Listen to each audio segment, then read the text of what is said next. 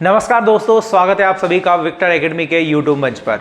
मैं आपका साथी देशराज मीना आज एक बहुत ही शानदार और बेहतरीन क्लास के साथ में उपस्थित हूं। दोस्तों आज हम पढ़ेंगे एमपी बोर्ड के अंतर्गत 12th यानी कि 12वीं क्लास की जो हिंदी है उसके जो एमसीक्यू आते हैं 30 नंबर के साथियों, उनका हम इतना विस्तृत, व्यापक और बहुत ही बेहतरीन ढंग से अध्ययन करेंगे कि यदि आपने ये 30 को ये दोस्तों 100 क्वेश्चन रहेंगे। कितने क्वेश्चन रहेंगे? 100 क्वेश्चन।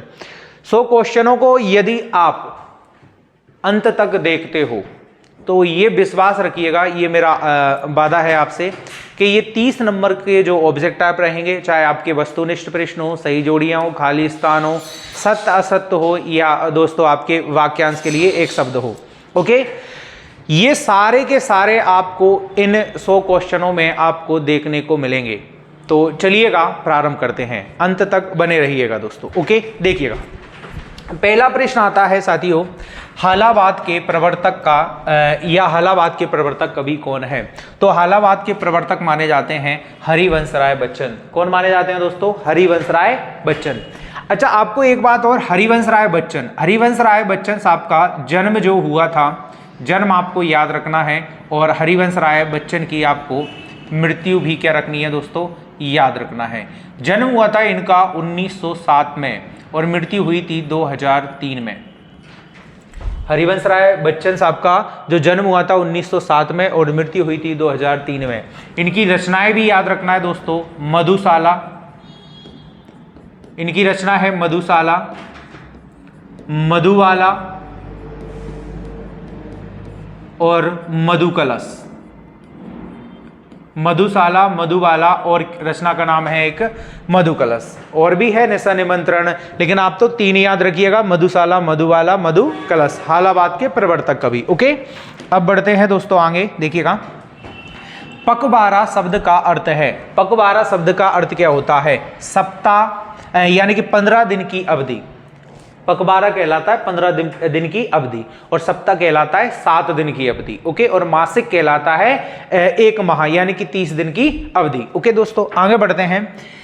यशोधर बाबू, जो यशोधर बाबू पंत नामक पाठ है आपका, यशोधर बाबू मूलतः रहने वाले थे कि भाई यशोधर बाबू कहाँ के रहने वाले थे? तो ये कुमाऊं के रहने वाले थे। कहाँ के रहने वाले थे? कुमाऊं के। रेडियो नाटकों में निम्नलिखित में से क्या महत्वपूर्ण है? जो नाटक होते हैं उनमें जो रेडियो नाटक होता है, जो श्रव्य काव्य के अंतर्गत आता है, उसमें भाई संवाद और ध्वनि प्रभाव सबसे महत्वपूर्ण होता है। यानी कि जो कलाकार होता है जो संवाद करता है और ध्वनि अपनी ये बात को किस तरह से रख पाता है, ओके, संवाद और ध्वनि प्रभाव। सगुण भक्ति धारा को कितने भागों में बांटा गया है? अब आपको 2 से 3 बिंदु अच्छे समझना है। भक्ति धारा मैं यहां पे बताता हूं बेटा, देखिएगा।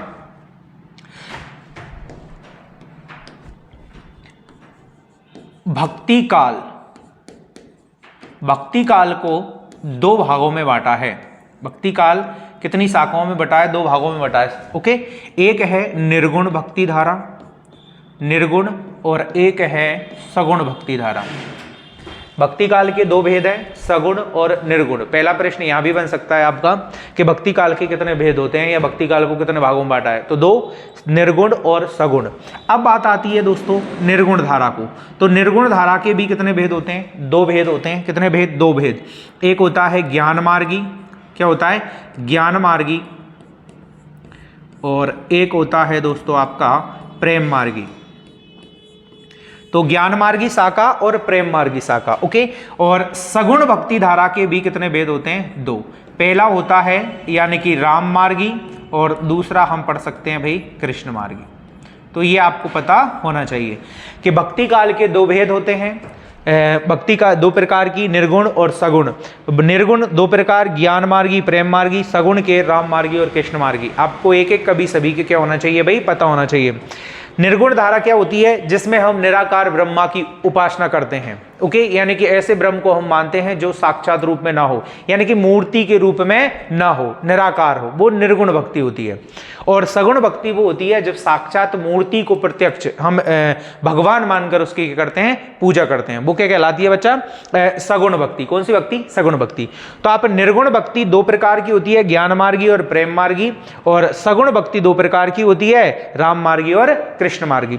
ज्ञान मार्गी शाखा के जो कवि हैं, संत कवि आपके भाई, उन्हें भी याद रख सकते हो आप, कबीरदास जी ज्ञान मार्गी के हैं। प्रेम मार्गी के आपके मलिक मोहम्मद जायसी है, एक एक कवि नाम याद रख लेना। राम मार्गी के आपको पता ही होगा कि तुलसीदास जी है, राम मार्गी के तुलसीदास जी हैं। और कृष्ण मार्गी के आपको पता ही होगा सूरदास जी हैं साथियों। कौन है बेटा, सूरदास जी है। ये आपको क्या रखना है, अच्छे से याद रखना है भाई। ओके, अब बढ़ते हैं भाई हम आगे की ओर। देखिएगा तो सगुण भक्ति धारा को कितने भागों में, दो भागों में अपना ये क्वेश्चन था। आगे देखिएगा, कहानी का पहला तत्व कहानी का पहला तत्व किसे माना जाता है। तो जो कथानक होता है, जो कथानक होता है उसे कहानी का कौन सा तत्व माना जाता है साथियों, पहला तत्व माना जाता है। अब बढ़ते हैं भाई हम आगे की ओर बेटा। ओके, देखिएगा बच्चे खाली स्थान, यानी कि ये है आपके रिक्त स्थान। क्या है भाई, ये आपके रिक्त स्थान है और एकदम बहुत ही महत्वपूर्ण है, बहुत ही महत्वपूर्ण 2025 एग्जाम के पर्पज से। देखिएगा तो बच्चे खाली स्थान में होंगे, यानी बच्चे किस में थे भाई, बच्चे किस में थे बेटा, प्रत्याशा में। किस में थे, प्रत्याशा में। ये कौन से पार्ट का क्वेश्चन होगा, आपको पता होगा कि आत्म परिचय या एक गीत नामक पार्ट है हरिवंश राय बच्चन साहब का। ओके, उससे ये क्वेश्चन आया हुआ है। आनंद यादव का मन डॉट डॉट जाने के लिए तड़पता था। आनंद यादव का जो मन था वो कहां जाने के लिए तड़पता साथियों, पाठशाला। आपको पता होगा आनंद यादव, पाठ का नाम आपको जूझ कहानी पता होना चाहिए भाई। ओके, आनंद यादव। आगे देखिएगा, डॉक्टर आंबेडकर, यानी कि जाति प्रथा के क्या थे, जो आंबेडकर भीमराव अंबेडकर साहब थे। ओके, डॉक्टर आंबेडकर जाति प्रथा के क्या थे भाई, समर्थक थे। क्या थे दोस्तों, जाति प्रथा के क्या थे, समर्थक थे। आपको यह भी क्या होना चाहिए, पता होना चाहिए। भारत का पहला छापाखाना, भारत का पहला छापाखाना यानी कि जो अखबार खाना खोला गया था वो कहां पर खोला गया था, गोवा। कहां पर खोला गया था बेटा, गोवा पर। अच्छा, एक अगला क्वेश्चन 11वां, जहां उपमेय को उपमान से भी श्रेष्ठ बताया जाए वहां कौन सा अलंकार होता है। यानी जहां उपमेय को भी उपमान से क्या बताया जाए, क्या बताया जाए, श्रेष्ठ बताया जाए, वहां पे कौन सा अलंकार होता है, व्यतिरेक अलंकार होता है। कौन सा अलंकार, व्यतिरेक अलंकार के संदर्भ में आपको तीन चार चीजें क्या रखनी है बेटा, याद रखनी है। मैं आपको बता देता हूं, अलंकार दो शब्दों से मिलकर बनता है, अलम धनकार। अब क्या अर्थ होता है, एक का शोभा और एक का बढ़ाने वाला। आप तो परिभाषा याद रखना कि दो शब्दों, ये अलंकार की परिभाषा याद रखना कि काव्य की शोभा बढ़ाने वाले शब्दों को अलंकार कहते हैं। काव्य की जो क्या बढ़ाते हैं, शोभा बढ़ाते हैं, वो क्या कहलाते हैं, अलंकार कहलाते हैं। और अलंकार बच्चा दो प्रकार का होता है, शब्दा अलंकार और कौन सा अलंकार आपको पता होना चाहिए, अर्थ अलंकार। ओके, शब्दा अलंकार, अर्थ अलंकार। तो इसमें दिया था जहां उपमेय में उपमान, उपमेय को उपमान से भी श्रेष्ठ बताया जाए वहां कौन सा अलंकार होता है, व्यतिरेक अलंकार होता है। बिंब के कितने भेद होते हैं, तो बच्चा ये भी पता होना चाहिए कि बिंब के कितने भेद होते हैं भाई, तीन भेद होते हैं। बिंब कितने प्रकार के होते हैं, तीन प्रकार के होते हैं। ये आपको क्या होना चाहिए, पता। अब बढ़ते हैं भाई आगे की ओर। मस्ती का संदेश, ये है भाई आपकी सही जोड़ियां। क्या है बेटा, सही जोड़ियां। देखिएगा क्वेश्चन है मस्ती का संदेश। अब मैंने डायरेक्ट आपको सही ही याद करवा रहा हूं। मस्ती का संदेश आपका वही पार्ट, वही आत्म परिचय, एक गीत, हरिवंश राय बच्चन। तो इस ये जोड़ी का जो सही जुड़ेगा वो कहां पे रहेगा, हरिवंश राय बच्चन। भक्तिन, आपके में एक पार्ट है भक्तिन, उसकी जो लेखिका का नाम है उनका नाम है महादेवी वर्मा। क्या नाम है बेटा, महादेवी वर्मा। अब पता होना चाहिए महादेवी वर्मा कौन है भाई, आधुनिक युग की मीरा भी कहा जाता है इन्हें, आधुनिक युग की मीरा। ये पूछा जा सकता है आपसे कि आधुनिक युग की मीरा के नाम से किसे जाना जाता है, तो महादेवी वर्मा। आधुनिक यानी कि किस काल की है भाई, ये छायावाद की है बेटा। कौन से बात की है, छायावाद की कवियत्री है भाई। ये छायावाद की क्या है बेटा, ये कवियत्री है। ओके, और ये इसे किस नाम से भी जाना जाता है भाई, इन्हें जाना जाता है दुर्गा के नाम से। किस नाम से बेटा, दुर्गा के नाम से। ओके, ये भी क्या होना चाहिए, आपको पता होना चाहिए महादेवी वर्मा के बारे में। ओके, अब बढ़ते हैं भाई आगे, आनंद यादव, जूझ कहानी। ओके, संचारी भावों की संख्या होती है 33। संचारी भावों की संख्या कितनी होती है बच्चा? 33 होती है। कितनी होती है संचारी भावों की संख्या? 33। अब पता होना चाहिए संचारी भाव होते क्या है बेटा। एक टॉपिक है आपका रस। कौन सा टॉपिक है? रस। ठीक है, रस की भी आपको क्या होना चाहिए? पता। रस शब्द का शाब्दिक अर्थ पता होना चाहिए आनंद, और रस की परिभाषा पता होना चाहिए कि काव्य को पढ़ते, सुनते या नाटक को देखते समय जो पाठक, दर्शक या श्रोता को आनंद की अनुभूति होती है, आनंद की क्या होती है? अनुभूति होती है, उसे हम क्या कहते हैं बच्चा? रस कहते हैं। अब ये पता होना चाहिए बेटा, ये तो परिभाषा हो गई रस के अंग। रस के जो अंग होते हैं वो होते हैं बच्चा 4। कितने होते हैं? 4 होते हैं। रस के अंग कितने होते हैं? 4। ये चारों अंग आपको क्या होना चाहिए? पता। पहला हम पढ़ेंगे, या मैं आपको थोड़ा सा संक्षेप में बता देता हूं। स्थायी भाव, विभाव, अनुभाव और आपका संचारी भाव। कौन सा बेटा? संचारी भाव। तो पहला, दूसरा, तीसरा और कौन सा भाई? चौथा। तो रस के कितने अंग होते हैं? 4 अंग होते हैं, स्थायी भाव, विभाव, अनुभाव और संचारी भाव। इसमें से यही पूछा है आपके में संचारी भावों की संख्या। तो संचारी भावों की संख्या कितनी होती है? 33, यानी कि 33 होती है। ये आप लोग क्या करोगे? याद करोगे। फिर मैं रस के बारे में बताऊंगा आगे चल के, देखिएगा। नेक्स्ट, विवत्स रस। कौन सा रस भाई? विवत्स रस। एक रस आता है विवत्स। कौन सा रस आता है बेटा? विवत्स रस। ठीक है, विवत्स रस का स्थायी भाव होता है जुगुप्सा। क्या होता है? जुगुप्सा या घृणा। यानी कि जहां पर भाई कोई किसी जानवर को देखकर हमारे मन में एकदम छी छी वाला वो आ जाए भाई भाव, या जहां घृणित हो जाए आपका मन, थोड़ा सा दे के मन नहीं भाई उस दृश्य को, उस वस्तु को, उस स्थल को। ओके, तो वहां पे कौन सा रस होता है बेटा? भीभत्स रस होता है। ओके, लोकोक्ति। लोकोक्ति को भाई कहावत भी कहा जाता है। बिल्कुल, लोकोक्ति को क्या कहा जाता है? कहावत भी कहा जाता है। अच्छा, एक पार्ट है आपका भोर का नभ, यानी पार्ट का क्वेश्चन है ये, भोर का नभ। भोर का नभ यानी कि राख से लिपा हुआ चौका। भोर का नभ यानी कि जो सुबह का जो आकाश है वो कैसा दिखाई देता है बेटा? भोर के नभ के समान। यानी कि किसके समान दिखाई देता है? राख से लिपे हुए चौके के समान दिखाई देता है। ओके, अवधूत। अवधूत सरीस के फूल। ये सरीस के फूल, सरीस के फूल आपको पता होगा, पाठ है एक सरीस के फूल, हजारी प्रसाद द्विवेदी जी का।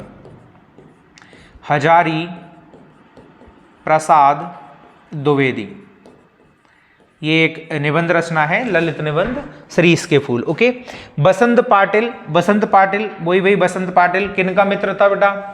बसंत पाटिल पता होना चाहिए। बसंत पाटिल आपका जूझ कहानी, आनंद यादव, वही बसंत पाटिल टॉपर लड़का था। ओके, शरीर से दुबला पतला था। क्या था? शरीर से दुबला पतला।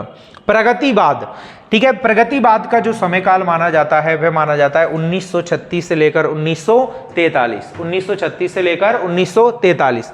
अब मैं थोड़ा सा आपको इधर बता देता हूं, देखिएगा, ये आपके में परीक्षा में क्वेश्चन आ सकता है बेटा। तो यहां पे देखिएगा, ध्यान दें, इसमें मैं थोड़ा सा बता देता हूं।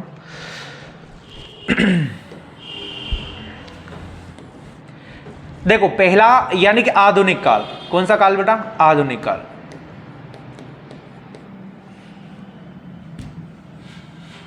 आधुनिक काल। आधुनिक काल को बच्चा 6 भागों में बांटा गया है। पहला आपका जो है वो है भारतेंदु युग। कौन सा? भारतेंदु युग। पहला जो है वो है भारतेंदु युग या भारतेंदु काल। भारतेंदु युग का हो आप तो क्या कहें बेटा? भारतेंदु युग। भारतेंदु युग का समय है 1850 से लेकर 1900 तक। कब तक का समय? 1850 से लेकर 1900 तक।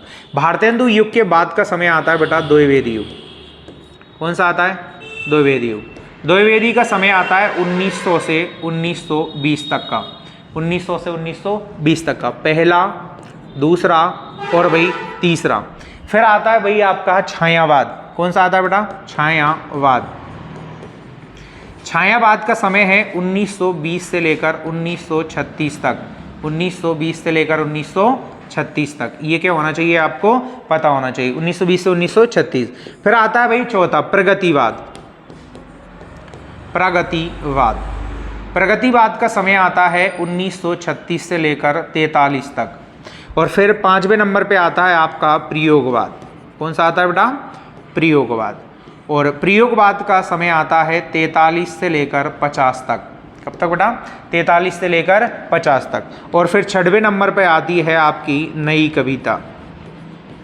कौन सी कविता भाई? नई कविता। 1950 से लेकर इसका कार्यकाल माना जाता है बेटा अब तक। कब तक माना जाता है इसका समय काल? अब तक। ये आधुनिक काल का पूरा क्या था? विभाजन था। आपको पता होना चाहिए प्रत्येक काल के एक ना एक कवि का क्या होना चाहिए, आपको पता होना चाहिए कि भारतेंदु युग का भारतेंदु हरिश्चंद्र, ठीक है, द्विवेदी युग के आपको पता होना चाहिए बेटा, छायावाद के आपको पता होना चाहिए, चार के चारों। क्वेश्चन आ सकता है आपको 2 से 3 नंबर में, छायावाद की परिभाषा लिखिएगा, या भाई छायावाद किसे कहते हैं, या छायावाद की कोई 2 से विशेषताएं लिखिए। तो छायावाद के 3 कवि प्रसाद पंत निराला और चौथी कवियत्री हमारी महादेवी वर्मा। प्रगतिवाद की परिभाषा पूछ सकता है आपसे बेटा, समय काल पूछ सकता है, कुछ भी पूछ सकता है। प्रयोगवाद जो तार सप्तक वाला प्रयोगवाद हमारा, और नई कविता लघु मानववाद। अब आगे की कहानी, यही क्वेश्चन था आपका 21वां कि प्रगतिवाद का समय काल 1936 से लेकर क्या है बच्चा? 1943। तो ये बेटा क्या होना चाहिए, आपको पता होना चाहिए। अब बढ़ती है हमारी कहानी आगे की ओर। हिंदी साहित्य का स्वर्णकाल किसे कहते हैं? क्वेश्चन आता है हिंदी साहित्य का स्वर्णकाल किसे कहते हैं? तो भाई हिंदी साहित्य का स्वर्णकाल कहते हैं भक्ति काल को। ओके, तो अब बात आती है सर हिंदी साहित्य क्या आती है? हिंदी साहित्य को कितने कालखंडों में बांटा है, ये भी पता होना चाहिए सर। हिंदी साहित्य को भी 4 कालखंडों में बांटा है। पहला है आपका आदिकाल। कौन सा काल भाई? आदिकाल, ठीक है। दूसरा है आपका भक्ति काल। कौन सा? भक्ति काल, ठीक है। और तीसरा है आपका बेटा रीतिकाल। कौन सा काल? रीतिकाल। और चौथा मैंने बता ही दिया आपका आधुनिक काल। अब ये भी पता होना चाहिए आदिकाल को वीरगाथा काल भी कहा जाता है, भक्ति काल को आपको ये भी पता होना चाहिए क्या कहा जाता है, ठीक है। रीतिकाल को श्रृंगार काल, कला काल, अलंकृत काल, अलग अलग नामों से जाना है। इनकी समय सीमा भी आपको पता होनी चाहिए। क्या होनी चाहिए बेटा? समय सीमा भी। ये भी पता होना चाहिए कि भक्ति काल का मैंने थोड़ी देर पहले वर्णन किया था कि कितने प्रकार का है। रीति काल के 3 भेद होते हैं, रीति सिद्ध, रीति मुक्त और रीतिवद्ध। ये आपको वीडियो बार बार अच्छे से सही से देख लेना। अगर इस वीडियो में आप अंत तक बने रहते हो तो एमसीक्यू के साथ में 30 नंबर के जो आपके ऑब्जेक्ट टाइप रहेंगे, एमसीक्यू रहेंगे, उनके साथ में आपके कई सारे कंसेप्ट की क्वेश्चन भी क्या हो जाएंगे बेटा? क्लियर हो जाएंगे। ओके, अब बढ़ते हैं भाई हम आगे की ओर। देखिएगा चौपाई छंद। चौपाई छंद में कितनी मात्राएं होती है? 16 मात्राएं। चौपाई छंद में कितनी मात्राएं? 16 मात्राएं। कितनी मात्राएं बेटा? 16 मात्राएं। अब बढ़ते हैं भाई हम आगे की ओर। देखिएगा स्पीड करते हैं थोड़ी सी। पहलवान लुट्टन सिंह के कितने पुत्र थे? कि भैया 2 पुत्र थे भाई। वही एक पार्ट है आपके में होगा 12th में, पार्ट है पहलवान की ढोलक। पहलवान की ढोलक ये पार्ट है बेटा। क्या है? पहलवान की ढोलक। इसके लेखक जो हैं फणीश्वर नाथ रेणु। फणीश्वर नाथ रेणु साहब, फणीश्वर नाथ रेणु। तो उससे ये क्वेश्चन दिया है कि पहलवान की ढोलक यानी कि पहलवान लुट्टन सिंह के कितने पुत्र थे? तो सीधा क्वेश्चन है कितने पुत्र थे बेटा? 2। मात्रिक छंद किसे कहते हैं? यानी मात्रिक जिन छंदों में मात्रा की क्या होती है? गणना की जाती है। जिन छंदों में किसकी गणना बेटा? मात्रा की गणना की जाती है, उन्हें कौन से छंद कहते हैं बेटा? मात्रिक छंद कहते हैं। आपको पता होगा बायनिक जिनों में वर्णों की गिनती हो गई, सर एक पंक्ति में 11, 31 या 21 या 22, तो उन्हें मात्रिक, उन्हें बायनिक। और जिनमें मात्राओं की गणना हो उन्हें क्या कहेंगे? हम मात्रिक कहेंगे। ओके, शब्द गुण के कितने प्रकार होते हैं? तो सीधा क्वेश्चन है 26वां। शब्द गुण होते हैं 3 प्रकार के, माधुर्य, ओज और प्रसाद। माधुर्य और ओज और प्रसाद, ये शब्द गुण भी आपको क्या होना चाहिए बेटा? पता। शब्द गुण की मैंने स्पेशल एक वीडियो बनाई है 5, 7, 8 मिनट की, आप देख सकते हो बेटा। ओके, शब्द गुण आपका क्लियर हो जाएगा। ओके, उल्टी गंगा बहाना मुहावरे का क्या है? अर्थ है।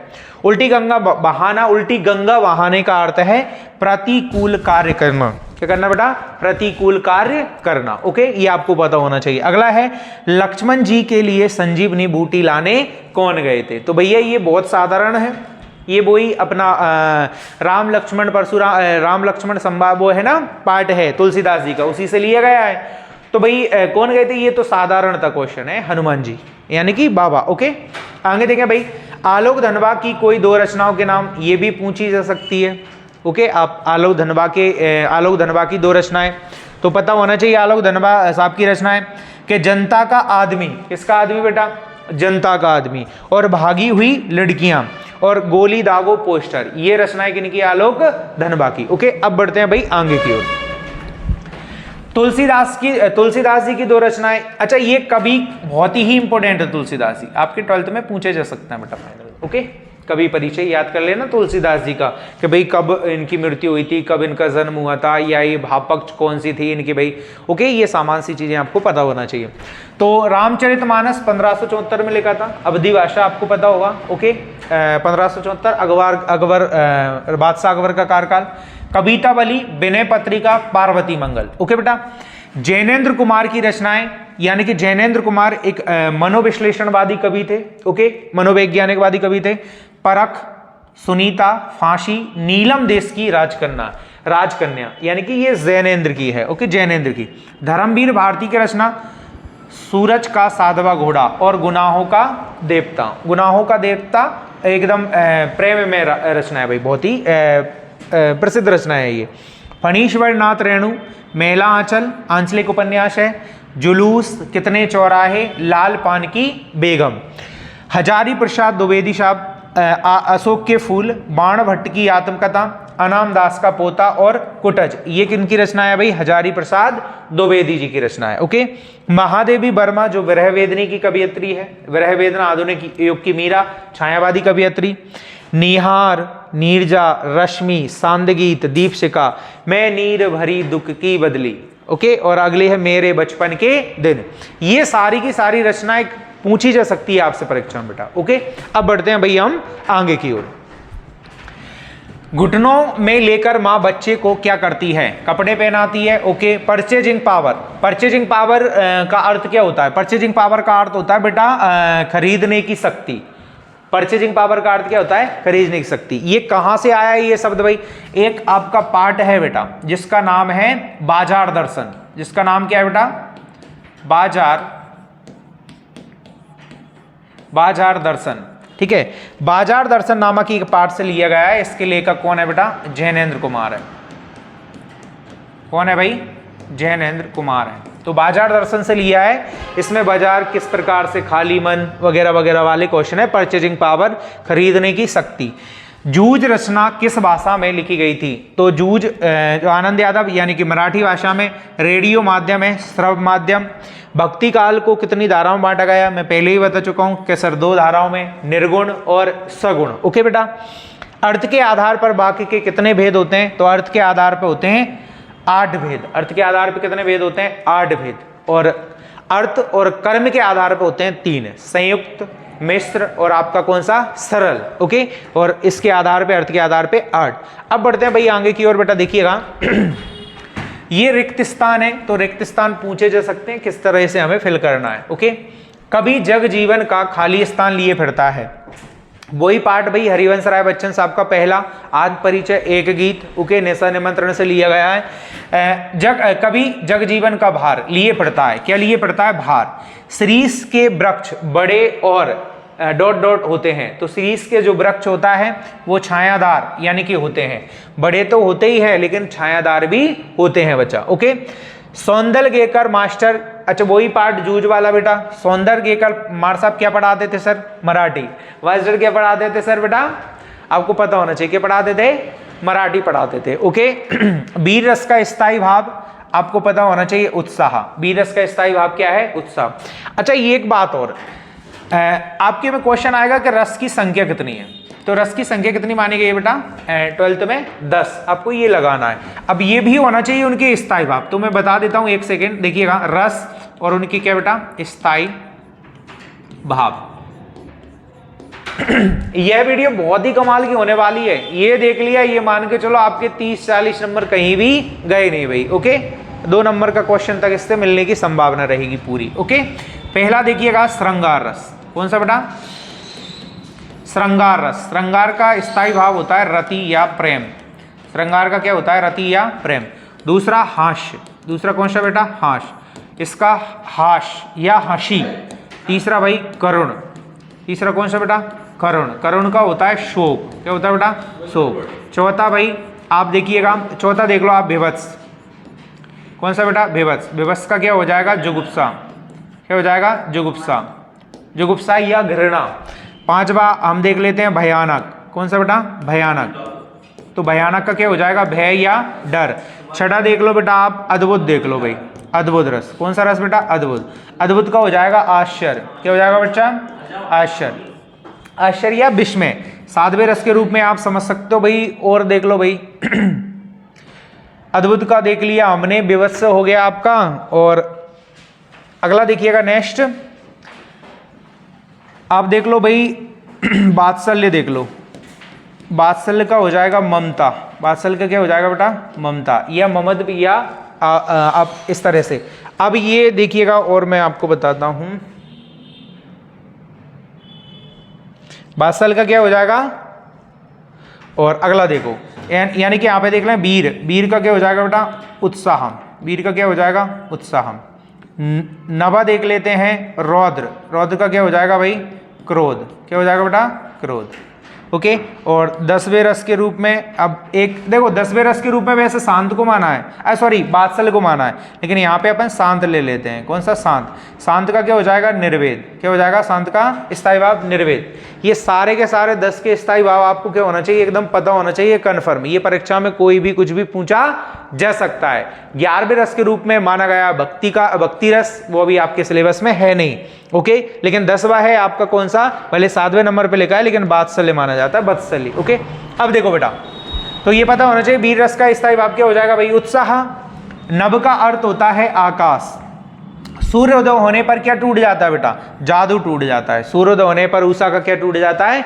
जादू टूटने लगता है। ओके। अब बढ़ते हैं भाई हम आगे की ओर। देखिएगा बेटा, आत्मजयी किसकी कृति है? आत्मजयी है हमारे सिलेबस में दिए हुए हैं कुंवर नारायण साहब, परीक्षा के दृष्टिकोण से बहुत ही इंपॉर्टेंट है कुंवर नारायण। लड़कों की टोली को क्या नाम दिया गया? मेढक मंडली। कौन सी मंडली बेटा? मेढक मंडली या इंद्रसेना नाम दिया गया था, आपको पाठ का पता ही होगा। कृष्णदा का वास्तविक नाम? कृष्णदा वही भाई, कृष्णदा यानी कि सिल्वर वेडिंग, कृष्णदा यानी कि कृष्णानंद पांडे। ओके। कृष्णानंद पांडे। सिंधु घाटी सभ्यता में कौन से फल उगाए जाते थे? तो भाई खजूर और अंगूर के। किसके बेटा? खजूर और अंगूर के। चंद्रगुप्त किसकी कृति है? चंद्रगुप्त किसकी कृति है? जयशंकर प्रसाद साहब भाई। जयशंकर प्रसाद किस काल के कवि हैं सर? छायावाद के। कब के बेटा? छायावाद के। समय काल आपको पता होना चाहिए छायावाद का, 1920 से लेकर 1936। ठीक है। छायावाद में प्रसाद पंत और निराला और महादेवी वर्मा। जयशंकर प्रसाद की रचना ही पता होना चाहिए, आंसू झरना, लहर, कामायनी। ओके। अब बढ़ते हैं भाई आगे। फ्राक गोरखपुरी का वास्तविक नाम क्या था? तो फ्राक गोरखपुरी का वास्तविक नाम रघुपति साहे। क्या नाम था? रघुपति साहे। ओके। आगे देखिएगा बेटा नेक्स्ट, संस्कृत साहित्य के कवि कालिदास ने शिरीष के फूल को क्या माना है? कोमल माना है, बड़ी एकदम कोमल माना है। किसने भाई? कालिदास साहब ने। ओके।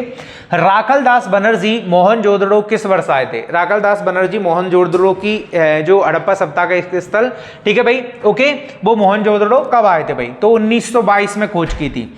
खेत की तुलना किससे की है? कागज के पन्ने से। भक्तिन का वास्तविक नाम लक्ष्मण या लक्ष्मी?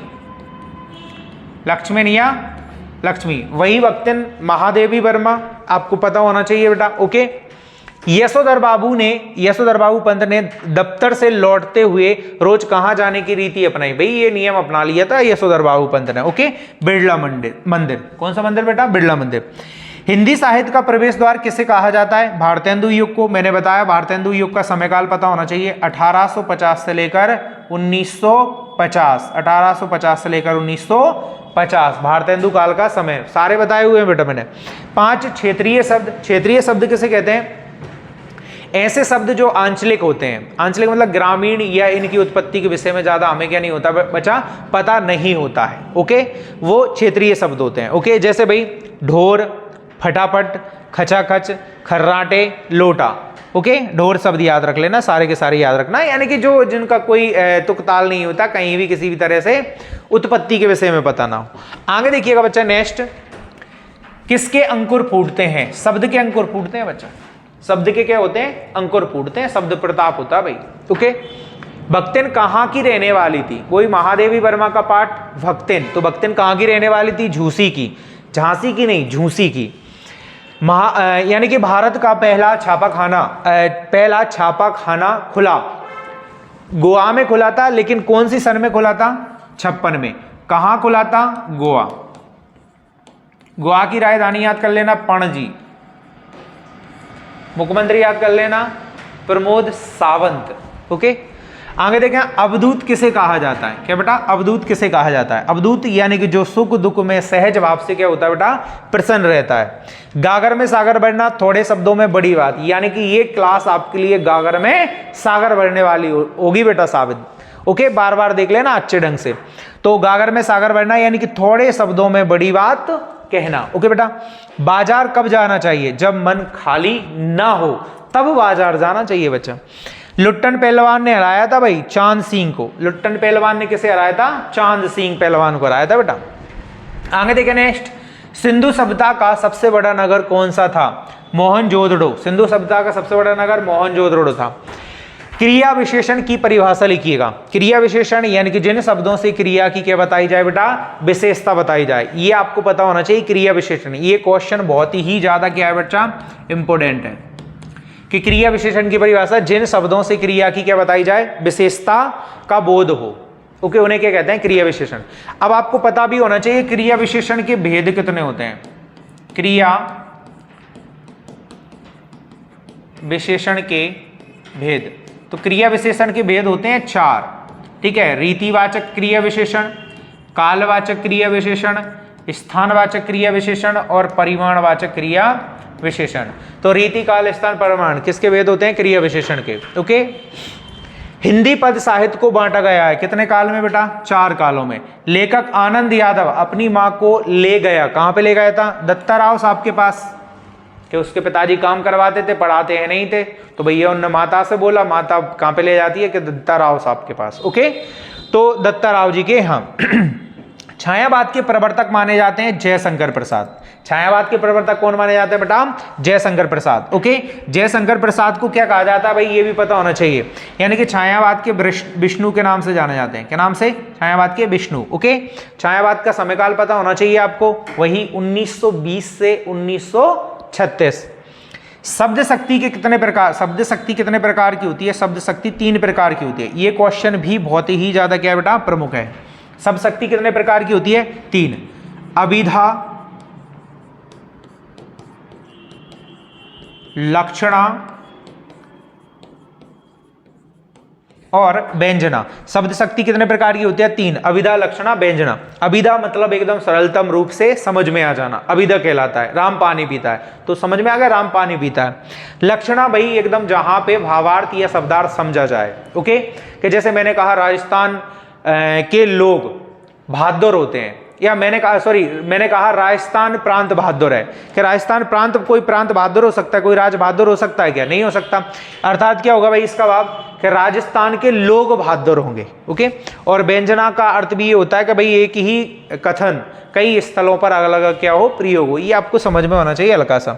मुझे भी किताब चाहिए, इसमें निपात है। ये बहुत ही इंपॉर्टेंट है भाई, ये जिसने याद कर लिया 1 नंबर पक्का है भाई उसका तो बच्चा। तो निपात किसे कहते हैं? या निपात उसे कहते हैं बेटा किसी भी बात पर जोर देकर किसी भी बात को कहना, निपात के अंतर्गत आता है। जैसे भाई मैंने कहा इसमें मुझे भी किताब चाहिए, बाकी तो ये भी हो जाता कि मुझे किताब चाहिए, लेकिन हमने किसका प्रयोग कर दिया? मुझे भी, मतलब मुझे भी, बात में हमने जोड़ दिया है मुझे भी, तो यही क्या हो गया बेटा? निपात। जैसे मैंने कहा राम पढ़ता है, कोई दिक्कत नहीं, सरल बात। राम ही अच्छा पढ़ता है या राम अच्छा पढ़ता है, साधारण बात। मैंने कहा राम ही अच्छा पढ़ता है, तो ही लगा दिया, ही क्या हो गया? निपात, जोड़ दे दिया हमने। ओके, ये पता होना चाहिए आपको। आगे देखिएगा भाई, नेक्स्ट अगला बिंदु बेटा, क्या भूलूं क्या याद करूं? क्या भूलूं क्या याद करूं? हरिवंश राय बच्चन साहब की क्या है? ये आत्मकथा है हरिवंश। आलोक धनवा का एकमात्र काव्य संग्रह कौन सा है? दुनिया रोज बनती है। ये आप लोग याद कर सकते हो। अज्ञा द्वारा संपादित तार सप्तक का समय था 1943। अज्ञा द्वारा जो तार सप्तक का समय था वो 1943 था। अच्छा, ये बात है भाई प्रयोगवाद की। अज्ञा आप याद रखना, प्रयोगवाद। क्या बेटा? प्रयोगवाद। प्रयोगवाद का समय काल याद रखना 1943 से सर 1950। कब से बेटा? 43 से 50। तो भैया तार सप्तक की स्थापना हुई थी। कौन से सप्तक की सर? तार सप्तक की। तो तार सप्तक यानी कि 7 कवियों का एक क्या बनाया था? समूह। तो तार सप्तक। तो तार सप्तक की स्थापना हुई पहले तार सप्तक की, पहला तो नहीं कहते, इसे तार सप्तक ही कहते हैं, लेकिन प्रथम कह सकते हैं हम, 1943। ठीक है। तो भाई दूसरा कि दूसरे तार सप्तक की, दूसरा सप्तक भाई, दूसरा तार सप्तक आपको पता होना चाहिए 1959। फिर होना चाहिए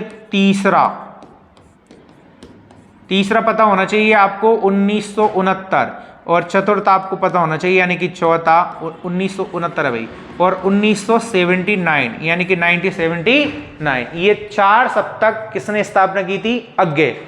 और प्रयोगवाद के जनक भी किसे माने जाते हैं? अज्ञे को। तो अज्ञे द्वारा तार सप्तक कब समय? 1943। आगे बढ़ते हैं। कवि ने स्लेट पर क्या मलने की बात कही थी? कवि ने स्लेट पर क्या मलने की बात कही थी? तो कवि ने स्लेट पर भैया लाल खड़िया चौक मलने की कही थी बेटा, बात कही थी। बादल राग नामक रचना के कवि हैं निराला साहब भाई। बादल राग जो उसके निराला कौन है भाई? सूर्यकांत त्रिपाठी निराला। सूर्यकांत त्रिपाठी निराला। सूर्यकांत त्रिपाठी निराला। सूर्यकांत त्रिपाठी निराला। अच्छा, निराला इनको भाई महाप्राण के नाम से भी जाना जाता है। क्या नाम से? महाप्राण। और ये छायावाद के क्या है बेटा? महेश नाम से भी जाने जाते हैं। किसके बेटा? छायावाद के महेश। और इन्हें ही भाई ये भी याद रख लेना, ये मुक्तक छंद के जनक हैं। मुक्तक छंद के जन्मदाता, ऐसा लिख लो आप, ये पूछा जा सकता है। मुक्तक छंद के क्या है बेटा? जन्मदाता। इनकी पहली रचना जो थी मुक्तक छंद युक्त जूही की कली। कौन सी रचना बेटा? जूही की कली 1916। ओके, मुक्तक छंद के जनक। रामचरितमानस क्या है भाई? काव्य के दृष्टिकोण से देखा जाए तो रामचरितमानस महाकाव्य है। क्या है बेटा?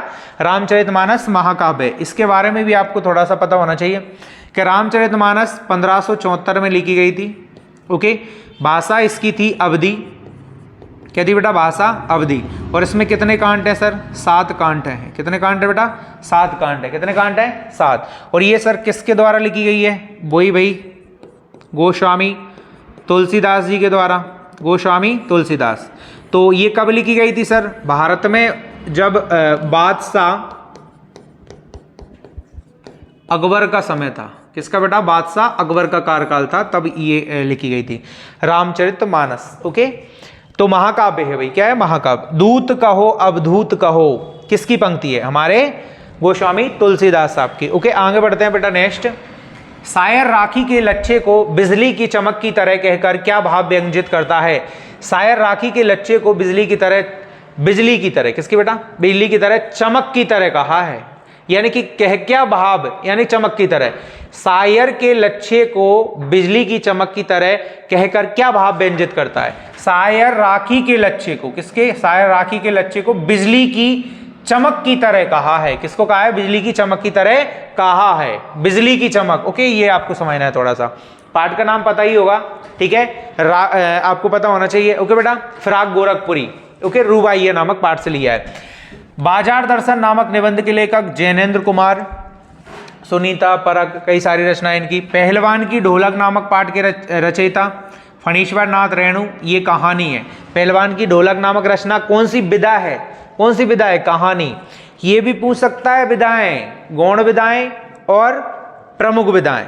तो प्रमुख विधाएं कहानी, नाटक, उपन्यास, ये प्रमुख विधाएं होती है। ओके, तो पहलवान की ढोलक हमारी कौन सी रचना है बेटा? कहानी। फणीश्वर नाथ रेणु साहब के द्वारा लिखी हुई है। महादेवी वर्मा किस युग की कवियत्री? छायावाद। ओके, बार बार आ रहा है छायावाद। 1920 से 1936 समयकाल छायावाद का।